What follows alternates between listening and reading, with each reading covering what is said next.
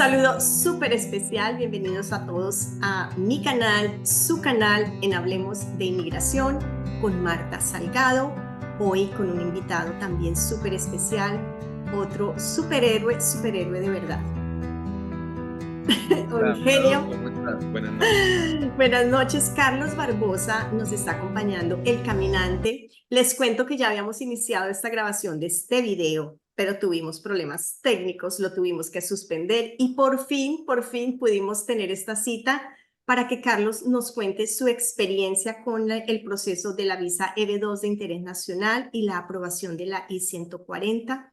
Carlos, el caminante, me acuerdo de la introducción porque hay un poema bellísimo de Antonio Machado, Caminante, ¿te acuerdas? Sí, Caminante, señora. no hay camino, se hace Este camino al camino andar. al andar.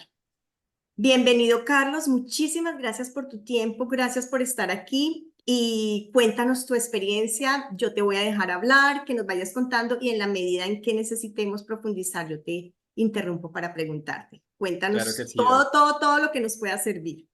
No, no hay ningún problema y bueno, al contrario, muchas gracias por abrirme un espacio en tu canal para que podamos llegar de pronto a todas esas personas que tienen tantas dudas, que quieren iniciar este proceso, que quieren iniciar este camino y de pronto no saben cómo, que de pronto se llenan de dudas y por eso posponen y posponen el poderse postular a esta visa que pues brinda beneficios muy, muy grandes, tú lo has explicado en muchos videos del canal. Yo creo que es una opción muy, muy interesante y muy viable para poder emigrar legalmente a los Estados Unidos. Digamos, más adelante en el video vamos a ir hablando como de todas las pequeñas cosas que tiene esta visa y que no conocemos al iniciar los procesos. Pero pues de entrada sí le puedo decir a todas las personas que se animen a aplicar que no es tan complejo como nosotros creemos, que es una visa y es un proceso que requiere de mucha paciencia, de mucha constancia, de mucha disciplina, pero que si nos lo proponemos lo podemos llevar a cabo sin ningún problema. Entonces, Buenísimo. bienvenido todas las preguntas que tengas, Doc, todo lo que podamos brindarle de información a la gente con todo el gusto del mundo. Ay, gracias, Carlos. Muchas gracias. Cuéntanos cómo empezaste tú a transitar este camino de la visa EB2 de interés nacional. Bueno, Doc, para, digamos, poner un poco en contexto a la gente, tú ya conoces esa información. Yo estoy casado hace 14 años, tengo dos hijos, una niña de 12 años y un niño de 5 años. Y pues a raíz de múltiples viajes que habíamos hecho a los Estados Unidos con mi familia, contemplamos con mi esposa cada viaje era como ponerle un ladrillo a esa idea de emigrar. Entonces Ujú. decíamos, bueno, nosotros queremos una calidad de vida superior, yo soy bogotano, entonces, bueno, de pronto nosotros queremos cambiar de ambiente, queremos ofrecerle a nuestros hijos una perspectiva de vida y un plan de vida diferente al que puedan encontrar en Colombia o adicional al que puedan encontrar en Colombia. Entonces, que llegue un punto en sus vidas en que nosotros digamos, bueno, son bilingües, tienen la opción de ejercer o de llevar o de prepararse en los Estados Unidos con una carrera universitaria si es que es su deseo o si lo quieren hacer en Colombia, pero poderles dar esa segunda opción de vida. Entonces empezamos a analizar opciones. Dentro de esas opciones, y ahí va, digamos, como no sé si tip o el primer consejo a todos quienes nos están viendo en este momento, y es, yo contemplé muy seriamente la opción de irme o de irnos como familia con nuestras visas de turista y dejarlas vencer. O sea, perderlas en los Estados Unidos y quedarnos como indocumentados y hacer vida como muchos de nuestros familiares, amigos, conocidos la han hecho en los Estados Unidos. Gente que lleva más de 15, 20 años como indocumentada. Pero pues empezamos a sopesar los pro y los contra de una decisión como esas.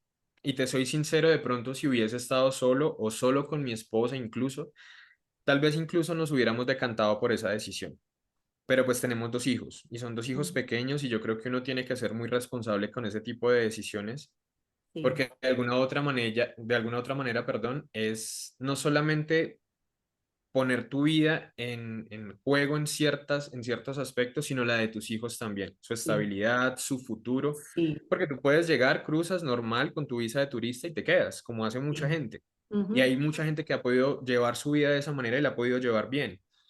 Pero si tú me preguntas, creería yo que son más los casos en los que no funciona a los que funciona hacerlo de esa manera, porque te vas a Y, poner muchas limitantes en el mediano plazo y en el largo plazo también. y ese bien, ese pueden estar bien, es entre comillas. porque total, al final no están bien, pero no son, no tienen la honestidad de decirle a la gente, esto no es el camino. Y otra seguro, cosa que te felicito por pensar en los niños, no es lo mismo que un hijo tuyo sea un niño que está viviendo en este país legalmente con una residencia, a que tú tengas a tu hijo acá ilegalmente. Los niños llegan, no acumulan presencia ilegal porque ellos no tienen la culpa que sus padres hayan tomado esa decisión. Pero a partir de los 18 años, el niño empieza a acumular presencia ilegal y es un ilegal más, un indocumentado más en este país que no tiene oportunidades de una visa, de un permiso de trabajo, que cuando ya están en esa etapa en donde necesitan manejar un carro, van a estar limitados porque no total, tienen una licencia de manejo y ellos van a preguntar, papá, ¿y por qué no tengo yo un permiso de trabajo? Y entonces el papá dice, somos ilegales. Eso no es una vida de para un acuerdo. hijo, eso no es el futuro para un hijo. De acuerdo, digamos que ahí va ese primer consejo a las personas que nos están viendo. Yo sé que el espectro que ofrece un tipo de visado como el de la EB2 por interés nacional de pronto no alcanza a todo el mundo porque pues hay que cumplir ciertos requisitos de índole no solo académica, sino personal y profesional también. Pero sí le digo a las personas que de pronto están viendo este video y están o quieren optar por ese tipo de migración, el irse y entre comillas quemar su visa de turista y quedarse en el país, piénsenlo muy bien, sobre todo si tienen hijos. Analicen muy bien, traten de poner en una balanza los pros y los contra de tomar una decisión de ese tipo. Bueno, entonces ustedes dijeron, nos vamos, conocieron la visa B2 de interés nacional y cómo empezaron a transitar en el mundo de la visa B2 de interés nacional, o sea, ¿por dónde empezaron? ¿Cómo fue ese camino? Pues ¿Cómo me do- enseñarías tú a mí? Bueno, Marta, empieza por aquí. Bueno, nosotros empezamos, digamos, a hacerlo ya muy metidos en el cuento en 2019. O sea, en Uh -huh, 2019, ponle tú marzo más o menos, llegamos ya después de un viaje que hicimos a los Estados Unidos con esa idea ya metida en la cabeza y dispuestos a materializarla. Entonces, a partir de ahí empezamos a contemplar opciones. Lo que yo te decía, bueno, vámonos sin, sin ningún tipo de documento legal, dejamos que nuestras visas se pierdan y nos quedamos allá. Pero esa la descartamos casi de tajo, principalmente te lo digo pues con total honestidad. Mi esposa fue quien puso todas como las cartas sobre la mesa y dijo, no, o sea, no hay la menor posibilidad de que tomemos esa decisión teniendo hijos, no, hagámoslo, si vamos a hacer las cosas, hagámoslas bien y hagámoslas maravilloso. que se demoren, que nos cueste un poco quizá, pero hagamos las cosas bien. Uh Entonces -huh. dijimos, listo. Contemplamos la opción también del asilo, pero pues en nuestro caso no tenía ningún tipo de asidero. Nosotros afortunadamente y gracias a Dios no somos personas que pues nos hayamos visto en peligro en algún momento aquí en Colombia o hayamos sido amenazadas o algo así, ¿no? Entonces pues obviamente para nosotros el asilo no es opción. Además, averiguamos si es un proceso sumamente complejo. Es un proceso que actualmente está tardando entre 8 y 10 años para que quizá te den una Uh audiencia -huh. y cuando te la den, si tu caso es lo suficientemente sólido, tienes probabilidades de aprobación. Pero ahorita si la gente revisa, está más o menos entre un 86% de denegación contra un 14% de aprobación. Entonces, jugarse esa carta es arriesgarse demasiado, además que tú cruzas y ya no vas a poder volver a tu país. Entonces, Uh en la -huh. eventualidad de que aquí fallezca un familiar tuyo, se enferme o necesite regresar, no lo vas a poder hacer, salvo que quieras definitivamente desistir de ese proceso de asilo. Entonces, el asilo para nosotros ya no era opción. Entonces empezamos a mirar, bueno, visas basadas en el empleo, en habilidades excepcionales, si nos patrocina un empleador y terminamos dando con la EB2 por interés nacional y ya nos decantamos por esa visa Uh porque -huh. nos pareció, poniéndolo en una relación costo-beneficio, la mejor opción para irnos porque si se necesita o se requiere hacer una inversión económica significativa, dependiendo también por qué vía lo hagas, porque puedes hacerlo si quieres con abogados, con el asesoramiento de un abogado, o si quieres puedes hacerlo solo. Digamos que están las dos opciones. Y las dos significan obviamente una diferencia económica grande. Si lo haces con abogados, puede ser un costo elevado. Si ¿Tú lo lo haces, hiciste pues con ya es abogado mínimo. o sin abogado? No, nosotros tuvimos el acompañamiento de abogados en esta primera etapa. Yo pues le cuento también a la gente, afortunadamente y gracias a Dios ya mi 140 o nuestra I-140 la aprobaron en el 15 de febrero y Uh ahorita -huh. estamos en esta segunda etapa que es un proceso consular. Decidimos hacerlo acá en Colombia, o sea, llevar todo el proceso consular y enviar nuestros papeles desde aquí al NBC y esperar la entrevista en el consulado porque en algún momento contemplamos también el ajuste de estatus, que es cuando ya te aprueban la I-140 y tú decides seguir Ujú. esa segunda etapa del proceso en los Estados Unidos. Pero para nosotros es más viable hacerlo aquí en Colombia. ¿Qué consejos me puedes dar o nos puedes dar para seleccionar un buen abogado? ¿Es una experiencia que te gustó? ¿Lo harías de otra manera? ¿Qué consejos? ¿Cómo llego yo a una buena oficina de abogados? Pues Doc, digamos que esa pregunta es compleja, o sea, tiene Ujú, muchas aristas porque lo que te ofrecen a ti los abogados, tú sabes que ahorita esta visa está en furor, para Latinoamérica está en boga, entonces tú abres cualquier video en YouTube e inmediatamente la publicidad que te sale va a ser de algún grupo de abogados que te va a ofrecer el servicio, ujú, sea el que sea, no vamos a ponerle nombre, el abogado que tú quieras o el grupo de abogado que quieras, te ofrecen como paso inicial para empezar, estudiar tu hoja de vida, tu currículum y a partir de ahí darte un concepto e iniciar el proceso si así lo quieres. Yo le diría a la gente que nos está viendo, la información está a la mano, todo está a la mano afortunadamente y ustedes pueden averiguar, pueden comparar antes de embarcarse en un proceso, de firmar un contrato y de pronto no quedar satisfechos al finalizar el proceso. Porque hay una particularidad y le hablo especialmente obviamente a toda la comunidad de habla hispana que nos está viendo. Tú sabes que nosotros, los latinoamericanos, somos muy dados a la cercanía, somos muy dados a que ese aspecto puntual del servicio al cliente sea como ujú. muy La personalizado. calidez, como la calidez, Hay un término que utilizan en la costa colombiana y es el pechiche. Es como el que, como que pechiche, me sí. consientan, que me hagan sentir especial. Y la atención de los abogados, de los pools de abogados en los Estados Unidos no es así. Es Ujú. muy concreta, es muy concisa, pero es bastante distante si se quiere. Entonces tú inicias un proceso. Perdóname, te Dime. interrumpo para todos los que no nos ven, que no son colombianos. Apechichar es así Eso. consentir.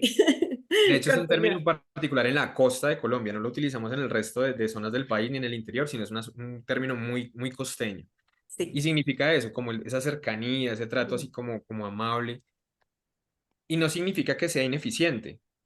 Puede ser, el proceso puede ser muy eficiente y los abogados pueden ser muy profesionales y llevar tu caso a buen término, pero te vas a sentir de alguna u otra manera insatisfecho con el trato porque tú esperas algo más personalizado.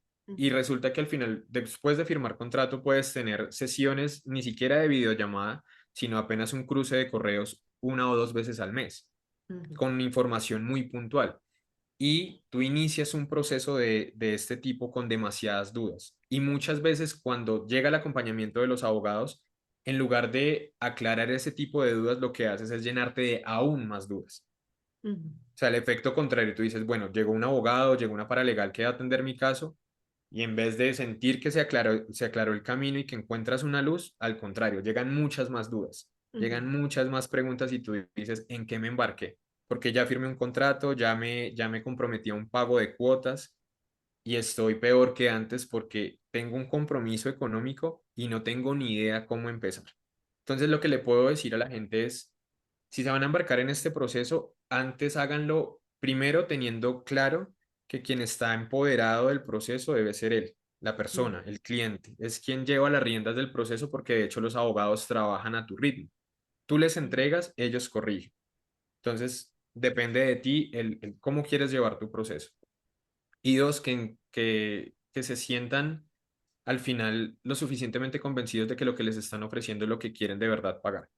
Hay muchos, es como la carta de un restaurante. Tú miras el menú y decides por cuál decantarte.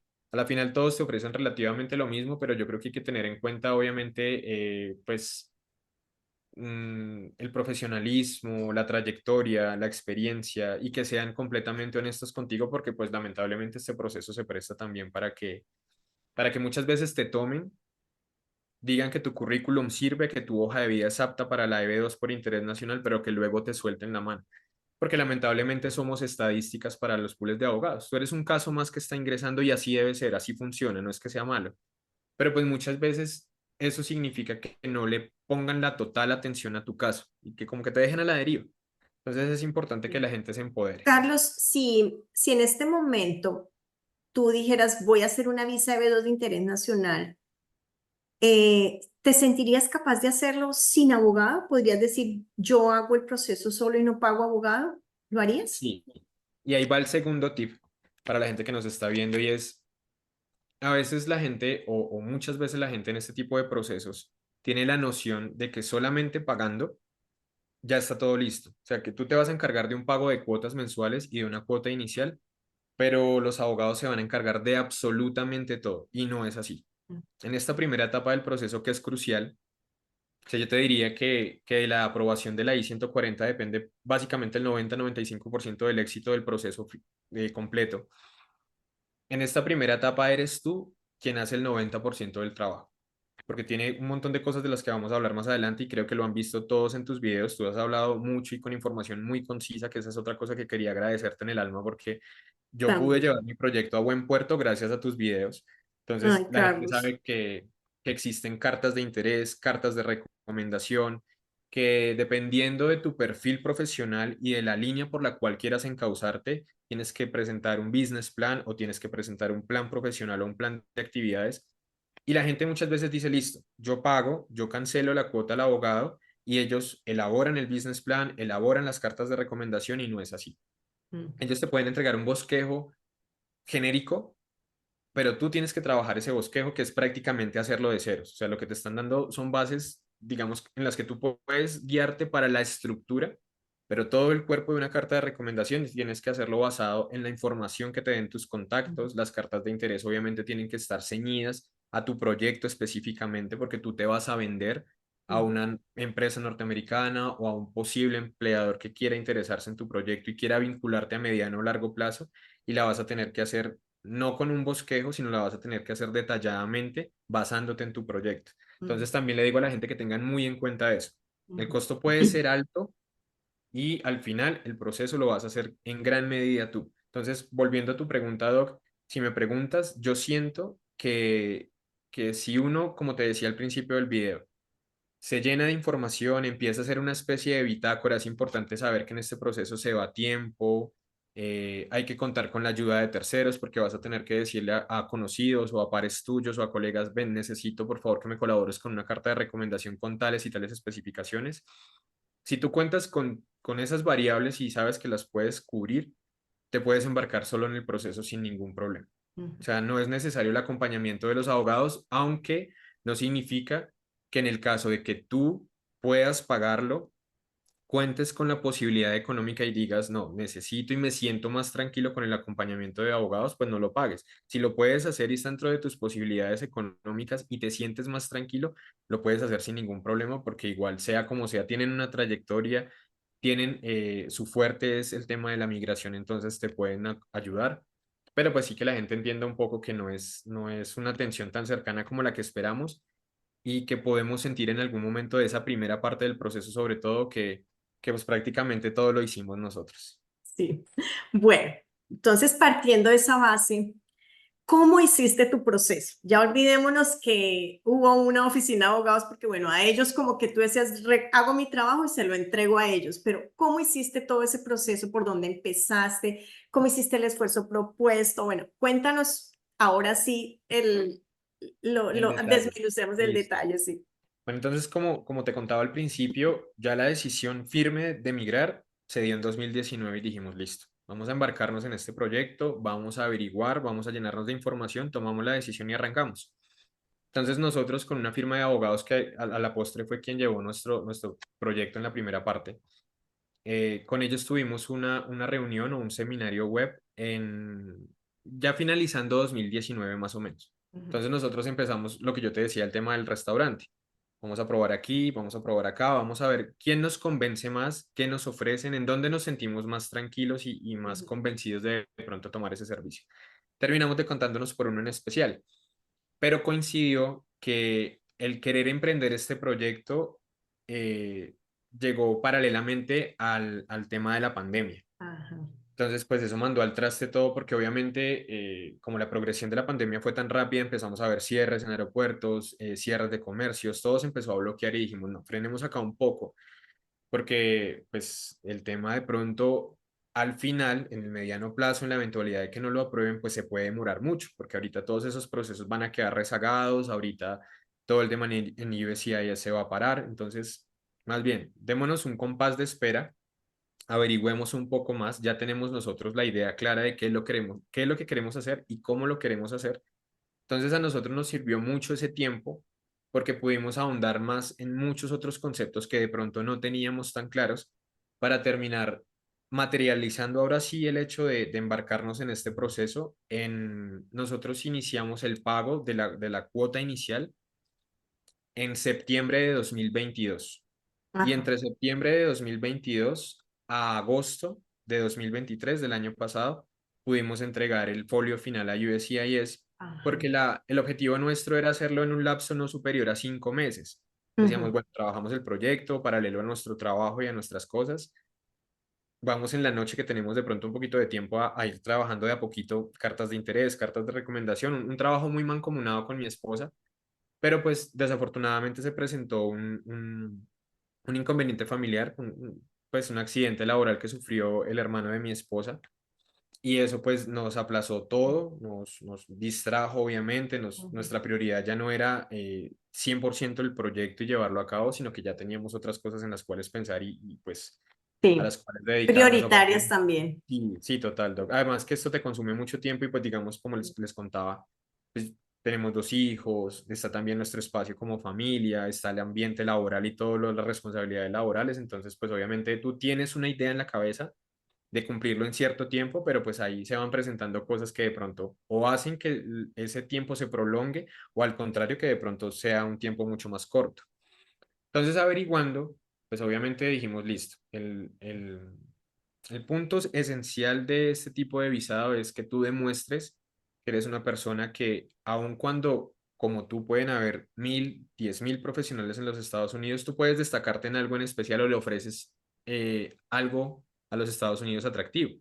Ujú. Entonces, empezamos a poner en una balanza las dos profesiones. Yo soy director de cine y televisión, pero mi esposa es terapeuta ocupacional y ella tiene más de 20 años de trayectoria, tiene 2 especializaciones. Entonces, cuando empezamos a averiguar los requisitos, pues ambas profesiones entraban dentro de lo que podía calificar para una EB2, pero digamos, y ese es otro tip también, no es excluyente, pero Ujú. sí para que la gente lo tenga en cuenta. Todas las profesiones aplican, sí, por supuesto, todas las profesiones aplican, sí, siempre y cuando tú cumplas los 3 postulados del marco de referencia de ANASAR. Entonces Ujú. tú me dices, Carlos o doctora Marta, yo soy licenciado en educación física, aplico, claro, pero entonces tenemos que mirar que cumplas con esos 3 postulados. O sea, digamos que la profesión no es excluyente siempre y cuando tú cumplas con los postulados que te están pidiendo. Entonces, en mi caso dijimos, bueno, mi experticia está en el lado de los audiovisuales. De pronto por ahí va a ser más difícil desarrollar un proyecto que sea de interés nacional. ¿Por qué? Porque tu proyecto se puede decantar más a la empresa privada. Y eso es precisamente lo que no buscan en Estados Unidos. Por eso es que tantos casos donde tú ves perfiles de ingenieros, de pilotos, de unas profesiones súper fuertes, gente que tiene doctorado, maestría, pero que su proyecto lo encausan a beneficiar netamente a la empresa privada. Ahí es cuando no se cumple de entrada el postulado de la importancia Ujú. nacional. Porque Al un área de oficial, trabajo, sí, que exacto, un no oficial, es tanto la evaluación de la profesión en sí misma, sino lo que yo he hecho con esa profesión para aportar a una comunidad, a un área. exacto, el concepto es claro. Obviamente hay mucha gente que de pronto, como hay tanta información, pues no lo tiene como tan claro, pero pues el concepto de importancia nacional te habla de que lo que tú vienes a hacer beneficie no solamente a la empresa privada o te beneficie a ti, que haya esa relación de vínculo laboral y bueno, yo trabajo y me dan un sueldo, sino que ese trabajo se extienda a la comunidad local e incluso nacional si se quiere, pero que tú al final del proceso me digas, mira, tocamos a la población de las madres solteras o tocamos a la población de niños en condición de discapacidad o vulnerabilidad. Entonces ahí ya hay un marco de acción mucho más amplio y tú Ujú. estás tocando a nichos locales que necesitan de pronto de ese trabajo que tú te propones hacer. Atención. Ajá. Entonces, el currículum de mi esposa era mucho más amplio. Ella, por su profesión, ha trabajado en áreas como la salud mental, como el trabajo con niños en condición de discapacidad o niños que tienen síndrome de autismo, síndrome de Down, trastornos en el déficit de la atención. Entonces había un espectro o un campo de acción muchísimo más amplio para trabajar. Dijimos, bueno, es que ya ahí podemos involucrarnos con población de verdad que pueda verse beneficiada por lo que Sí. pretendemos hacer. Entonces, hubo una experiencia en especial en la que nos basamos porque mi esposa durante un tiempo trabajó en el Hospital Militar Simón Bolívar aquí en Colombia, para quienes somos colombianos, bogotanos en especial. Sabemos que ese hospital está específicamente diseñado, construido y su misión y visión es fuerzas militares. O sea, no es un Ujú, hospital para la población común, sino para la población militar. ujú, Entonces, pues al ver que ella tuvo una experiencia con veteranos de guerra aquí en Colombia, con exmilitares, con excombatientes, pues decidimos trasladarlo a los Estados Unidos y que ella llevara toda su experticia al trabajo con los veteranos de guerra de Estados Unidos. ¿Por qué? Porque tú sabes que Estados Unidos es un país demasiado nacionalista, sus ciudadanos son muy patrióticos, ujú. digamos, a ellos les dan demasiada importancia a lo que son Fuerzas El Armadas, policía. nacionalismo acá se lleva en el corazón. De hecho, Exacto, cuando tú estés acá y empieces a empaparte de esta nación, a ti el himno de los Estados Unidos te hace vibrar, la bandera, los equipos. O sea, uno se emociona cuando dicen Estados Unidos porque ese nacionalismo lo van inyectando todos los días y a toda hora. Y tus total. hijos todos los días en la escuela lo primero que hacen es el saludo a la bandera y el himno nacional. Y cada aula de clase tiene la bandera de los Estados Unidos. Entonces, es algo que está muy arraigado. Eso es cierto. De acuerdo y precisamente por eso, por ese aspecto puntual, pues nosotros nos decantamos por ahí. Primero Ujú, porque tú sabes que los veteranos de guerra es una porción de la población a la cual el gobierno, tanto estatal como nacional, le destina unos fondos ujú. Unos interesantes, recursos, sí. importantes, porque pues obviamente son personas que prestaron gran parte de su vida un servicio a la patria. Y tú Ujú, sabes que a diferencia, digamos, de nuestro país, Colombia, que tiene un conflicto local, digamos, con todo el tema de, bueno, que todos ya conocemos, pero nuestro conflicto es local. Estados Unidos ya, pues estamos hablando de la primer potencia del mundo, ya el tema es transnacional, ya ujú. es otra cultura y es otra política. Sí, Entonces, los veteranos de guerra, los policías, los bomberos, las fuerzas militares son entidades gubernamentales, es un de apartado mucho gubernamental respeto. los que les destinan, exacto, un presupuesto muy importante, de mucho respeto, profesionales en muchos aspectos. Digamos, acá en nuestro caso, los bomberos son voluntarios, en Estados Unidos ya es Ujú, distinto. Entonces dijimos, abordemos ese punto en especial, vámonos por ahí y miremos a ver a partir de ahí qué bibliografía encontramos, qué órdenes ejecutivas encontramos en donde estén solicitando apoyo ujú. a fundaciones que brinden sus servicios a veteranos de guerra y bueno, empezamos a encontrar 1000 artículos, un montón de cosas que nos ayudaron muchísimo en nuestro proyecto. Entonces, una vez que pasamos la primera etapa, o sea, una meta, ustedes se fijaron una meta y luego Sí. empezaron a desarrollar la meta y lo primero que hicieron fue estudiar cuál es el área de interés en los Estados Unidos en los que ustedes desde su profesión o su experiencia podían aportar, que eso es supremamente básico para encontrar el esfuerzo propuesto. ¿Cuál es el área de interés en el que, de acuerdo con mi experiencia, yo puedo ir a trabajar a los Estados Unidos? Ese paso es supremamente importante, que lo veíamos también en el video con Sharon, acerca de las terapias de familia, de las terapias de pareja.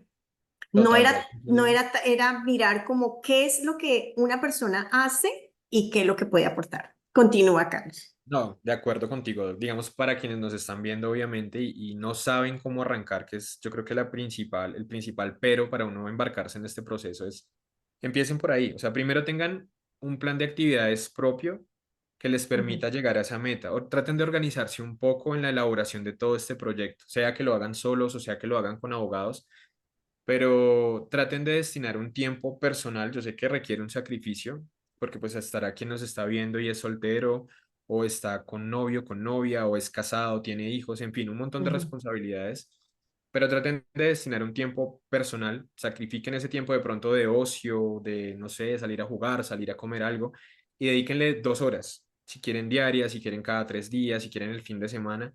Averigüen mucha información, consuman mucho contenido referente a la EB2 y traten de sacar notas, traten de hacer como una especie de bitácora en donde empiecen a anotar la información ujú, para que lleguen con nociones claras si es que se deciden hacerlo con un abogado. Lo mismo para desarrollar su proyecto. Traten de decir, bueno, este sábado, este domingo voy a dedicarle 2 horas cada uno de los días a sacar las cartas de recomendación para que los tiempos fluyan y sientan que no se estancan, porque digamos, si hay algo que es un común denominador en quienes tenemos esta experiencia y podemos brindarle como ese conocimiento a otras personas, es esto básicamente es muy similar a hacer una tesis de grado para tu carrera. Sí, es Pues correcto. la tesis te consume todo el tiempo, prácticamente tú te fundes, dejas de tener vida social porque te dedicas a eso. Esto Ujú. es algo similar, esto es algo muy, muy similar. Sí. Entonces nosotros empezamos por ahí, por ese paso de primero absorber mucha información, consumir mucho contenido para llegar con nociones ya claras de qué era lo que queríamos y qué era también lo que esperábamos de un proceso legal. Ajá. Entonces, ya una vez seleccionado el esfuerzo propuesto que fue terapia ocupacional y para hacer un trabajo con los veteranos de guerra en los Estados Unidos, ¿qué siguió de ahí? Veo que hicieron investigación sobre fundaciones, quienes prestaban servicio, buscaron áreas. O sea, empezaron a informarse acerca de los veteranos de guerra o cómo los atendían o cómo Sí, empezaron a, digamos que empezamos, Doga, a hacer como como para un mirar la tipo. importancia nacional, ¿sí? Exacto, exacto. Empezamos a entender cómo funcionaba en los Estados Unidos el tema del apoyo a los veteranos de guerra y en qué aspectos. O sea, si era netamente financiero por parte del gobierno, como, mira, yo giro un dinero a ciertas fundaciones y ustedes se encargan del problema, o si hay un acompañamiento tanto en salud mental como en reinserción a la vida laboral, porque pues también muchos de ellos llegan obviamente con un montón de problemas, entre ellos trastornos de ansiedad, estrés postrauma, consumo de sustancias psicoactivas, o sea, hay mucho de dónde abordar, hay demasiada Ujú, información, entonces decíamos, bueno, de pronto por abarcar mucho, terminamos haciendo nada. Entonces vamos a tomar aspectos puntuales y los trasladamos a nuestra intención, pero entonces no solamente es conocer la idiosincrasia de la comunidad norteamericana, el nicho al que te estás metiendo también, sino también lo que tú nos explicabas ahorita. Revisa cuál es tu experticia, revisa cuáles son tus puntos más fuertes a nivel laboral, a nivel profesional, en qué es lo que más te has destacado en toda tu vida profesional o en tu vida académica, para que eso lo puedas trasladar al proyecto, porque ujú, ahí puedes caer en una incongruencia a la hora de que un oficial de USCIS evalúe tanto tu hoja de vida contra el proyecto propuesto. Porque ujú, digamos, tú hablas de montar una empresa en los Estados Unidos de X cosa, pero se van a ir a tu hoja de vida y se dan cuenta que tú no has tenido nunca una trayectoria en emprendimiento. ujú, Entonces, sí es cierto que todos tenemos que arrancar de cero en algún momento cuando somos emprendedores. Nace de una idea y nace de querer materializarla y llevarla a cabo. Pero también es cierto que para este tipo de procesos es importante la trayectoria. Entonces, un oficial de USCIS va a decir, bueno, listo, la idea de que él quiera emprender y montar una empresa en los Estados Unidos es muy loable, pero su experticia no lo soporta. Él está más ujú, orientado al campo laboral para terceros, ha siempre desempeñado su vida profesional para compañías, entonces en ese caso, y ese es otro tip también que mucha gente no conoce la diferencia entre un plan de negocios y un plan profesional. Básicamente la diferencia es esa. Tú desarrollas un business plan o un plan de negocios o VP por las siglas que muchas veces la gente encuentra por ahí en en artículos internet. o información. Tú desarrollas un business plan cuando tú has tenido en Colombia o en tu país de origen un emprendimiento, una compañía o una experiencia muy fuerte a nivel empresarial. O sea, que tú has Ujú, tenido una experiencia a nivel gerencial, que tienes la experiencia de generar utilidades, de dar empleo, construir empresa. Cuando tienes ujú, esa experiencia, decántate por un plan profesional. ujú, Pero cuando tu experticia y tu trayectoria profesional ha sido siempre más orientada al trabajo en empresas, a poner tu servicio y tu conocimiento al al aprovechamiento de otros, pues obviamente tu opción más viable es un plan profesional, llegar ujú, a ofrecer tus conocimientos a los Estados Unidos, no en el aspecto de empresa. Entonces por ahí nos decantamos nosotros, por un plan profesional, era lo más viable para nosotros en ese momento. ujú. Es que cuando la visa B2 de interés nacional abre la posibilidad para los emprendedores, es porque hay mucha gente que no tiene un título profesional, pero tiene una capacidad enorme para emprender negocios. Y eso es una habilidad. De Y acuerdo. cuando encuentras tú una persona que dice, uy, esta persona es tan éxito, montó tal negocio y fue un éxito y lo vendió. Organizó este otro negocio, fue un éxito y lo vendió. Y esa persona, ¿qué es? Es un emprendedor, es una persona con habilidades especiales para hacer emprendimientos y puedo presentar un proyecto de emprendimiento para Estados Unidos. Mire, yo quiero, pero algo que sirva, ¿no? Quiero hacer un proyecto para economizar energía y eso De lo puedo acuerdo. hacer así, así, así, así, así, y como quiero hacer ese emprendimiento, presento un plan de negocios y ¿qué demuestro yo? Que yo he tenido éxito en todos mis emprendimientos. De acuerdo. De eso se trata para la visa B2 de Interés Nacional para Emprendedores. Dime. Entonces tú, bueno, se informaron acerca de los veteranos en los Estados Unidos y dijeron, sí, esto es un punto, un área de interés. Y bueno, ¿qué siguió entonces en el proceso? ¿Cómo Bueno, empezaron a construir el plan, el proyecto o las cartas por donde empezaron a armar todo ese paquete? tratamos de cubrir todas las posibles variables en el proceso. Entonces, Ujú, pues como fue obviamente mancomunado el esfuerzo con mi esposa, dijimos, bueno, vamos a encargarnos, tú contactas a tus pares académicos o contactas a tus colegas, a tus amigos, a tus amigas, vamos a hablarles un poco del tema, que nos ayuden con el tema de las cartas de recomendación, porque usualmente en este proceso, como las cartas de recomendación tienen unas especificaciones puntuales, no es una carta de recomendación así como tan escueta en donde yo ujú, conozco a tal persona, me parece muy buena gente, es honesta, denle la visa. No, es, digamos, las cartas de recomendación también para que la gente de pronto, quien se anime a hacer esto solo, las cartas de recomendación buscan puntualmente que quien te está recomendando manifieste que tú eres una persona idónea para llevar a cabo el proyecto que ujú. pretendes en los Estados Unidos. Y la idea es que especifiquen en la carta, ojalá algún logro, alguna mejora que gracias a tu labor se haya dado en tu trabajo. Entonces, un ejemplo, eh, yo conozco a la doctora Marta Salgado de hace tantos años, compartimos trabajo juntos en tal empresa, pero gracias a su gestión o gracias a la implementación de tal proyecto o gracias al montaje de tal grupo de actividades, en la empresa pasamos de un porcentaje del 10% en, no sé, índices de estrés laboral a un 8%, 7% gracias a eso. Si me hago entender, Ujú. más o menos en Sí, términos generales es que esa persona te recomiende, ojalá con datos puntuales, con cifras, que demuestre que tú tienes esa idoneidad soportada en logros, en un logro, sí. reconocimientos, es Ujú, lo ideal. Entonces tratamos de abarcar todo y como iniciamos el proceso entendiendo el concepto de la solicitud de evidencia adicional o del ARFI, pues ujú, tratamos de cubrir todas esos posibles peros que ujú. tuviese un oficial al revisar el El proyecto. Entonces, proyecto. bueno, vámonos a hacer las cartas de recomendación lo suficientemente bien para que por ese lado de pronto no nos digan nada. ¿Cuántas cartas Eh, de recomendación presentaron? Doc, hicimos 4 cartas. Cuatro Se cartas. entregaron 4 cartas de una de un par académico porque mi esposa en algún momento fue docente universitaria, ya fue casi líder del programa de terapia ocupacional en una universidad aquí en Colombia. Entonces, una de esas cartas nos la entregó quien en este momento es vicedecana de la Facultad de Mm, Terapia Ocupacional. Entonces, ahí ujú. también vamos pues, como un comparéntesis El perfil de quién está entregando la carta de importante. recomendación.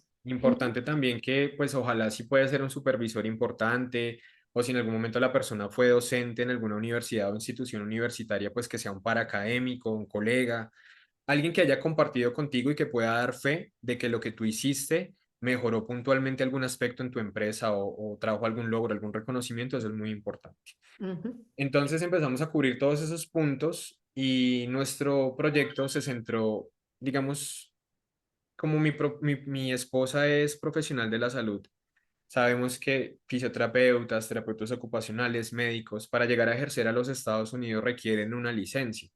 Entonces no podíamos plasmar en el proyecto de entrada, yo llego a ejercer, porque ujú, pues el oficial va a decir, muy loable, chévere tu ujú. intención, pero es imposible que ejerzas porque tienen que al menos pasar 4 años y que tú también estudies inglés.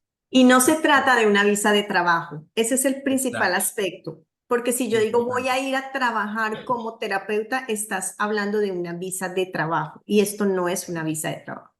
Y a pesar de que existe una orden presidencial en donde manifiestan que hay déficit en ciertas profesiones en los Estados Unidos, es decir, nos Ujú, faltan terapeutas ocupacionales, nos ujú, faltan abogados, si tú manifiestas eso abiertamente en un proyecto, muy seguramente te lo van a negar o te van a mandar una solicitud de evidencia adicional, porque sí, está la orden presidencial. Tú llegas a cubrir una posición en la que ujú. hace falta profesionales, pero si lo manifiestas abiertamente, eso va a Sí. generar que el oficial muy seguramente te mande a un ARFI en ese punto puntual. No lo Sí, digas. porque el hecho de que falten, haya deficiencia de trabajadores o de personal en determinadas áreas, eso no es una importancia nacional. Es una Exacto, deficiencia en un área, pero no es importancia nacional.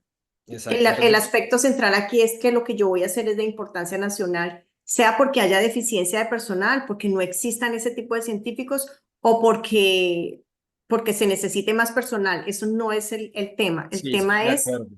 pues, lo que se va, Muchas, lo que representa en beneficio para los Estados Unidos, de no acuerdo. la Muchas falta de personas personal. a quienes se les cae el proyecto, lamentablemente, precisamente por eso, porque soportan el postulado de la importancia nacional solamente en decir, yo soy X profesión y hace falta en los Estados Unidos Mm, profesionales de este tipo, sí. solo por ese hecho me tienen que aprobar. Y no, hace falta darle más soporte al proyecto. Y ojo que yo quiero recalcar esto para los que nos están escuchando y que están haciendo este proceso. Ojo con esto que lo oigo diario. Es que lo que yo hago es muy importante. A mí me va muy bien en lo que yo hago. De acuerdo, Y eso tiene mérito sustancial, innegable. O sea, casi que todo lo que hacemos tiene mérito sustancial. Eso es innegable. Pero de ahí a que lo que yo hago, que tiene mérito sustancial, tenga importancia nacional, hay muy diferente. mucho trecho. Entonces, no hay que confundirnos en que yo soy muy buena limpiando zapatos. Exacto. Ah, no, yo soy la mejor lustradora de zapatos. Pero eso no significa que eso sea de importancia nacional. De acuerdo, de acuerdo. Hay que tener muy claro y muy importante que la gente, antes de embarcarse en este proyecto, sepa cuáles son esos tres postulados y si siente que los cubre en su Ujú, totalidad, decide emprender este camino. Esta visa, este tipo de visa para emigrar, si tú la pones en una relación costo-beneficio, es muy buena. Es muy, ujú, muy buena porque el hecho de que no necesites un patrocinador, no necesites un empleador que te lleve a los Estados Unidos, es un requisito que estás obviando y que es muy difícil de conseguir. Es muy complejo que un empleador en los Estados Unidos te dé ese voto de confianza para llevarte al país y aparte de eso, cuando lo quiere hacer, ese proceso es engorroso para el empleador. Entonces, ujú. la gente también tiene que entender un poco que esta visa, al saltarse esos requisitos, nos va a pedir otros en los que tenemos que ser muy asertivos y muy puntuales, porque prácticamente te están abriendo las puertas a ser residente y a posteriori, en Ujú. 5 años, si quieres hacerlo, a ser ciudadano. Entonces, Claro, hay- te están dando la residencia a cambio de algo y ese algo es lo que tú puedas aportar a un país en beneficio de un país. exacto. O sea, yo te doy la residencia, pero tú beneficias a este país en esto que tú quieres hacer. Y eso es un premio muy grande. Por eso es una visa exclusiva, Carlos.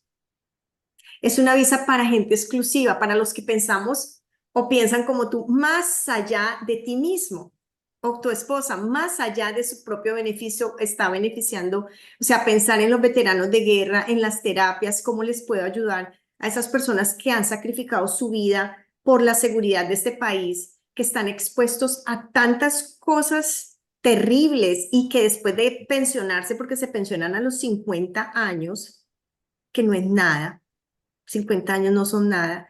Y uno a los 50 años pensionado, recordando el trauma de una guerra. O sea, Sí, todo lo y que que tienen que vivir.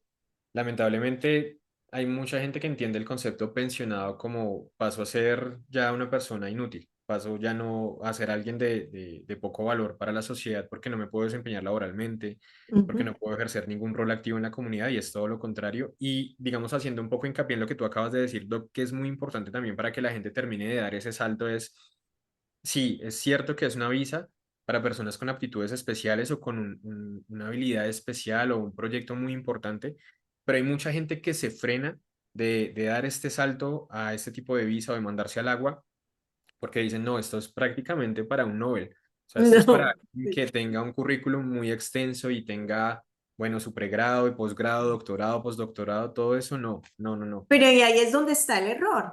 Porque el Exacto. error es que pensar, no, es que si yo no tengo la maestría o yo no No, tengo, a mí no me han no he escrito nada, no me han entrevistado, o sea, eso es otra cosa, pero es que sí más allá de lo común, o sea, es como si tu esposa es una terapeuta ocupacional, ella ha trabajado como muchas terapeutas ocupacionales, pero ella dio un poquito más de sí misma para llegar a otro nivel. Ella Exacto. se esforzó un poquito más que un terapeuta ocupacional que no ha hecho nada. Muchos terapeutas ocupacionales se pueden ir por otra rama, los Por niños, supuesto. los ancianos, hay tanto, es como mirar cómo yo como ser humano he servido a los demás. Totalmente de acuerdo. Y digamos, ese es otro aspecto. Muchas veces tú crees que este tipo de visa es exclusivo para las profesiones del listado STEM.